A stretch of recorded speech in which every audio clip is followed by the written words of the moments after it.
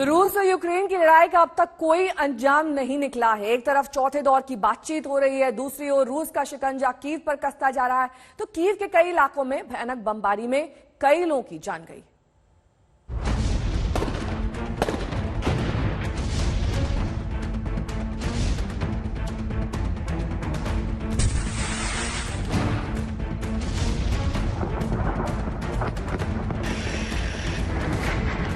Ukraine में रूसी बमबारी इतनी भीषण हो रही है कि घरों के एक रूम में बम तो दूसरे रूम में मिसाइलों के खोखे मिल जाएंगे।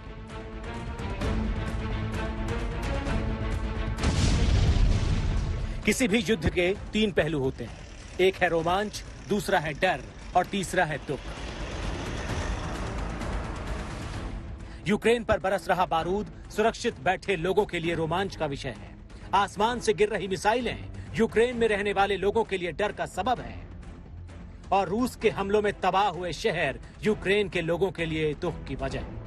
यूक्रेन के शहर बर्बादी के निशान समेटे हुए हैं। कुछ शहर तो ऐसे हैं जिन्हें रूस ने सालों तक आबाद न होने का श्राप दे दिया है। खार्किव, मारियुपोल, इरपिन, बुचा, 3-4 नहीं पूरे 19 शहरों के लिए रूस भस्मासुर बना हुआ है। मारियुपोल की आज की तस्वीरें देखकर तो एक नजर में लगता ही नहीं कि यहाँ पर बसा बसाया कोई शहर था। इमारतों के पास से टैंक के बरसते गोले सब कुछ मिटा देने पर उतारू। युद्ध के 19 दिन बीत गए, लेकिन बमों की गर्जना अब भी सुनाई देती है। गोलियों की आवाजें गलियों में सुनाई देती है। जब भी कोई आसमान की ओर देखता है तो उसकी सांसें थमने लगती हैं, क्योंकि आसमान पर रूस की वायुसेना का कब्जा है तो बमों की बरसात हो रही है। ये 2-3 शहर हैं, खार्किव हो गया, सुमी हो गया और अभी मरियापोल हो गया।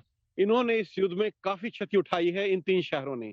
मरियापोल अपने आप में एक मानवीय त्रासदी है, क्योंकि वहां 3-4 बार बातचीत हो चुकी है रूस और यूक्रेन के बीच में ह्यूमैनिटेरियन कॉरिडोर्स बनाने के लिए, ताकि जो लोग फंसे हुए हैं, सिविलियंस फंसे हुए हैं, वो बाहर निकल सकें। लेकिन हर बार आरोप प्रत्यारोप इनके बीच में चलते रहे हैं। एक दूसरे ऊपर इल्जाम लगाते रहे हैं कि उनके कारण नहीं निकल पा रहे हैं, वो बोल रहे हैं उनके कारण नहीं निकल पा रहे हैं। 2-3 इल्जाम मैं आपको बता दूं जो लगाए गए हैं। रूस ने बोला है कि जो हमने ये एक कॉरिडोर बनाए हैं, वहां जो अज़ोव बटालियन के लोग हैं, जो यूक्रेनियन राष्ट्रवादी लोग हैं, एक्सट्रीम राइट के लोग हैं, वो इनको हथियार की नोक पे वहां रोके हुए हैं, ताकि उनको ह्यूमन शील्ड के तौर पर इस्तेमाल किया जा सके, ताकि रूसी वहां बमबारी ना कर सके। जबकि दूसरी तरफ यूक्रेन का आरोप ये है कि देखिए, जो इन्होंने हमें कॉरिडोर दिया है वो सारे रूस में खुलते हैं, दोनबास के अंदर खुलते हैं, रूसी कंट्रोल एरिया में। जबकि हम चाहते हैं कि कॉरिडोर हमें पश्चिमी यूक्रेन की तरफ मिले, ताकि लोग यूक्रेन में आ सकें। तो अब जो सुनने में आया है, रूस ने दोनों तरफ से कॉरिडोर खोले हैं, रूस की तरफ जाने के लिए भी और पश्चिमी यूक्रेन की तरफ जाने के लिए भी। तो हम उम्मीद करते हैं कि अभी शायद जो सिविल लोग फंसे हुए हैं थोड़े बहुत वहां पर, वो वहां से निकल पाएंगे। स्कूल, अस्पताल, सब कुछ उस बर्बादी की जद में है जहां बम गिर रहे हैं। विनाशकारी हथियारों ने ऐसा कहर बरपाया है कि खूबसूरत यूक्रेन के शहर पहचान में नहीं आ रहे।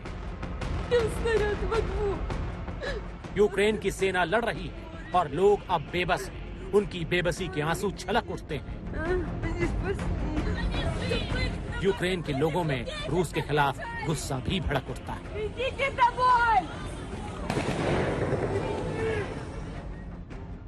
खेरसान की तस्वीरें देखिए। रूस के लड़ाकू विमानों ने इस शहर को बमों से पाट दिया है। शहर नहीं रहा, मलबे का ढेर बन गया है। यूक्रेन भले ही ये कहे कि वो रूस की सेना को रोकने में काफी हद तक कामयाब हुआ है, लेकिन रूस हर तरीके से राजधानी कीव की ओर बढ़ता ही जा रहा है। रूस की सेना कीव की घेराबंदी के लिए आगे बढ़ रही है और इससे पहले वो मोकोलिव, खेरसान और मोलियोपोल को तबाह कर चुकी है। ये वो शहर हैं जहां पर रूस के सबसे ताकतवर हमले हुए हैं और आज इन शहरों में रूसी टैंक और सैनिक ही नजर आते हैं।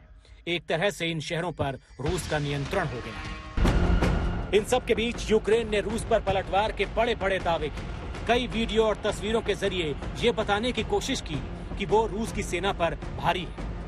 ऐसा ही एक वीडियो ये भी है जिसमें एंटी टैंक मिसाइल दागी गई। युद्ध में रूस अपने दावे कर रहा है और यूक्रेन अपने। एक जंग मैदान पर चल रही है और दूसरी जंग सूचना तंत्र के बीच। से लड़ाई शुरू होने के पहले दिन से इस लड़ाई में कई इसके एलिमेंट्स हैं। ये सिर्फ एक मिलिट्री लड़ाई नहीं है। इस युद्ध का सबसे प्रमुख एलिमेंट है इंफॉर्मेशन वॉरफेयर, जो रूस काफी हारता हुआ नजर आ रहा है। आपको ये खबर भी मिली है, ब्यूरो को खबर मिली है, कहां से खबर मिली है कि 3 लोग मरे हैं और रिहायशी इलाकों में अटैक से मरे हैं। कीव सोर्सेज से, यूक्रेनियन सोर्सेज से खबर मिली है ये।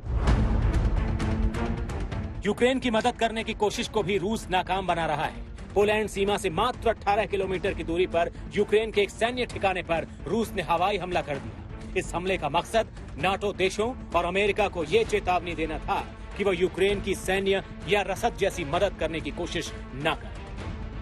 कल भी प्रेसिडेंट जेलेंस्की ने वही चीज दोबारा दोहराई है। नेटो को फिर आह्वान किया है कि आप जो है यूक्रेन एयर स्पेस को क्लोज करें, इसको नो फ्लाई जोन एनफोर्स करें। लेकिन नेटो ने फिर दोबारा साफ किया है, अमेरिका ने साफ किया है कि वो इसमें डायरेक्टली इन्वॉल्व नहीं होंगे। देखिए ये बहुत जरूरी है, क्योंकि अगर नेटो या अमेरिका बोलता है कि हम आपको बहुत सारा मदद देंगे, आपको हथियार देंगे, आपको सब कुछ देंगे, लेकिन वो आएंगे कैसे यूक्रेन के अंदर? बड़ा सवाल ये है। वो सिर्फ जमीन रास्ते से आ सकते हैं, रेल से या रोड से। और जो कल एक रूस ने हमला किया है मिलिट्री ट्रेनिंग सेंटर पर, जो कि पोलैंड की सीमा से सिर्फ 18 मील दूर है, और रूस का ये कहना कि हम किसी भी काफिले को किसी भी हालात में अगर कोई जो नेटो इक्विपमेंट, मिलिट्री इक्विपमेंट आ रहे हैं, उन पे हमला करेंगे, नहीं आने देंगे। ये उनका एक साफ संदेश था कि कोई भी गाड़ी या ट्रेन वहां से आती है मिलिट्री इक्विपमेंट को लेके, उसको हम टारगेट करेंगे। कीव से कैमरामैन पवन कुमार, मोहसिन खान के साथ श्वेता सिंह, गौरव सावंत, राजेश पवार और गीता मोहन, आज तक।